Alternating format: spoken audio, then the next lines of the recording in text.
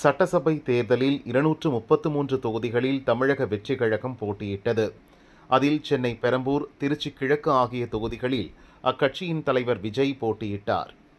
இரு தொகுதிகளிலும் விஜய் வெற்றி பெற்ற நிலையில் திருச்சி கிழக்கு தொகுதி எம்எல்ஏ பதவியை ராஜினாமா செய்தார்.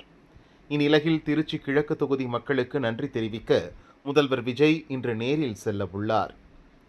சென்னை விமான நிலையத்திலிருந்து தனி விமானத்தில் திருச்சி செல்லும் முதல்வர் விஜய் சத்திரம் பஸ் நிலையம் அருகே செயின்ட் ஜோசப் கல்லூரி வளாகத்தில் மாலை 4:15 மணிக்கு நடக்கும் நன்றி தெரிவிப்பு பொதுக்கூட்டத்தில் பேசுகிறார்.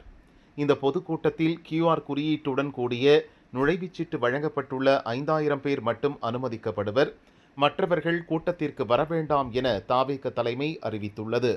பாதுகாப்பு கருதி கர்ப்பிணி பெண்கள், சிறுவர் சிறுமியர், பள்ளி மாணவ மாணவியர், மூத்த குடிமக்கள், மாற்றுத்திறனாளிகள், உடல்நலம் குன்றியவர்களுக்கு நிகழ்ச்சியில் கலந்து கொள்வதற்கான QR குறியீட்டு அனுமதி சீட்டு வழங்கப்படவில்லை. காவல்துறையின் வழிகாட்டுதலின்படி பங்கேற்பாளர்கள் தங்களது வாகனங்களை நிறுத்தும் போது அதற்கென ஒதுக்கப்பட்ட இடத்தில் மட்டுமே போக்குவரத்திற்கு இடையூறு ஏற்படாதவாறு நிறுத்த வேண்டும்.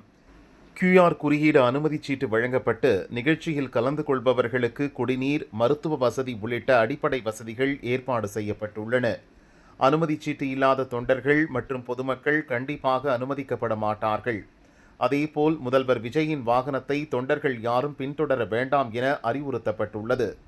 இதற்கிடையே முதல்வர் விஜய் வருகையை முன்னிட்டு பாதுகாப்பு காரணம் கருதி இன்று திருச்சி மாநகரில் ட்ரோன்கள் பறக்க கலெக்டர் பிரதீக் தயாள் தடை விதித்துள்ளார்.